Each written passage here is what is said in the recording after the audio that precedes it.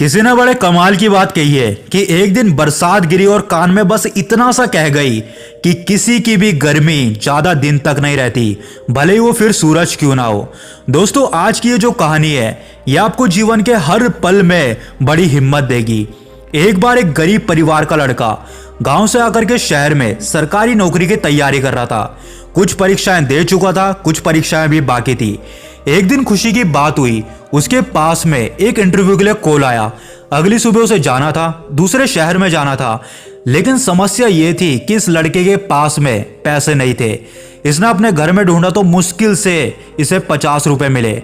गरीब परिवार का लड़का, पढ़ाई का खर्चा, शहर का खर्चा, समझ नहीं पा रहा था कि क्या करे।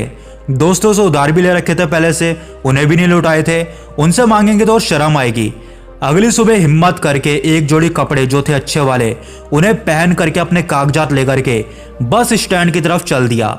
सोचा कुछ ना कुछ तो कर लूंगा। ऊपर वाले को धन्यवाद भी दे रहा था, पूछ रहा था कि ये क्या कर दिया मेरे साथ। लड़के को लग रहा था कि कोई ना कोई जान पहचान का मिल जाएगा, आज लिफ्ट मिल जाएगी, पहुंच जाएंगे, इंटरव्यू दे करके आ जाएंगे। पहुंचा बस स्टैंड पर, वहां इसे कोई जान पहचान का नहीं दिखा। बस में चढ़ने के लिए तो किराया चाहिए होता है। लड़का उदास, परेशान, निराश वापस बस स्टैंड से बाहर आया। आकर के देखता है कि पास में एक बड़ा सा मंदिर था। सोचा ऊपर वाले से जाकर के मांग लेता हूँ कि क्या चाहिए आपको, मुझसे क्या चाहिए। लड़का पहुंचता है, मंदिर की सीढ़ियां चढ़ता है, अंदर जाकर के प्रणाम करता है और बोलता है कि अब आप ही बचा सकते इस समस्या से। उतर करके सीढ़ियों पर बैठ करके जूते बांध रहा होता है, जूते पहन रहा होता है, तो देखता है कि पास ही में एक फकीर बैठे हुए हैं और उनके कटोरे में बहुत सारे पैसे हैं। फिर से मंदिर की तरफ मुड़ता और कहता है कि वाह कमाल, देखो जिसको चाहिए उसको दे नहीं रहे हो और जिसको नहीं चाहिए उसको बहुत सारे दे रखे पैसे। फकीर देखकर सब समझ जाता है, उससे कहता है कि क्या हुआ, कोई मदद कर सकता हूं तुम्हारी। तो लड़का कहता है कि बाबा आप क्या मदद करोगे, आप तो खुद मांग करके कमा रहे हो। तो फकीर कहता है कि नहीं, मांग करके नहीं कमा रहा हूं। इस मंदिर में जो आते हैं वो इसलिए नहीं दे करके जा रहा कि मैं मांग रहा हूं, वो इसलिए दे करके जा रहा है क्योंकि उसे पुण्य कमाना है। मैं तुम्हारी मदद कर सकता हूं, बताओ कि बात क्या है। लड़का बताता है कि इंटरव्यू देने के लिए जाना है, लगभग 500 रुपए चाहिए, कम से कम चाहिए। तो फकीर कहता है कि मुझसे ले जाओ, मुझे ज़्यादा जरूरत नहीं, ना ज़्यादा मोह है। मैं तो एक टाइम का खाना खाता हूँ, बीमार हूँ, इसलिए कुछ दवाइयाँ चाहिए होती है।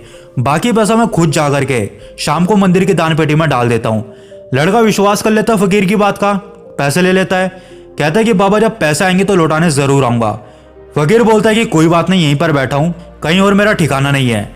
लड़का जाता है, इंटरव्यू देता है और लकीली उसका सिलेक्शन हो जाता है। खुश होकर जब शाम में वो लड़का अपने घर वापस आ रहा होता है तो सोचता है कि बाबा को धन्यवाद करूंगा, उन्हीं की वजह से आज चमत्कार हुआ है। पहुंचता है उस मंदिर के पास तो देखता है कि वहां का सीन बदल चुका है। वहां भीड़ जमा थी, लोग ही लोग इकट्ठे थे। उनसे पूछता है कि क्या हुआ, तो एक बंदा कहता है कि फकीर की मौत हो गई। भीड़ हटा करके आगे पहुंचता है तो देखता है कि वही बाबा जिन्होंने मदद करी थी वो मरे पड़े हैं। एक व्यक्ति कहता है कि आज इन्होंने दवाई नहीं ली, शायद पैसे नहीं रहेंगे इसलिए चले गए। लड़का कहता है कि वाह रे ऊपर वाले, एक इंसान किसी की जिंदगी बनाने के लिए खुद की जिंदगी दांव पे लगा के चला गया। समझ नहीं पाता कि क्या करूं, भौचक्का रह जाता है। तभी भीड़ में से एक और इंसान की आवाज आती है, भिखारी था, अच्छा मर गया, वैसे भी किसी काम के नहीं होते। ये छोटी सी कहानी हमें 2 बातें सिखाती है। पहली बात, हमेशा दूसरों पर विश्वास करो, उनकी मदद करो, क्योंकि जब हम मदद करेंगे तभी एक दूसरे की मदद करते हुए आगे बढ़ पाएंगे। और दूसरी बात, भरोसा रखो, जब आपको लगता है कि लाइफ में कुछ नहीं हो सकता तब कहीं ना कहीं से आपको मदद जरूर मिलेगी। ऊपर वाला आपको भी नहीं पता कब किसी को ऊपर वाला बनाकर आपकी मदद के लिए भेज दे। इसलिए मदद करो और इस बात पर यकीन रखो कि आपकी जिंदगी में भी कोई ना कोई ऊपर वाला जरूर आएगा। दोस्तों, उम्मीद करते हैं कि आज की ये कहानी आपको पसंद आई होगी। अगर आप आगे भी ऐसी कहानियां सुनना चाहते हैं तो हमारे इस चैनल को सब्सक्राइब करके जरूर जाएं।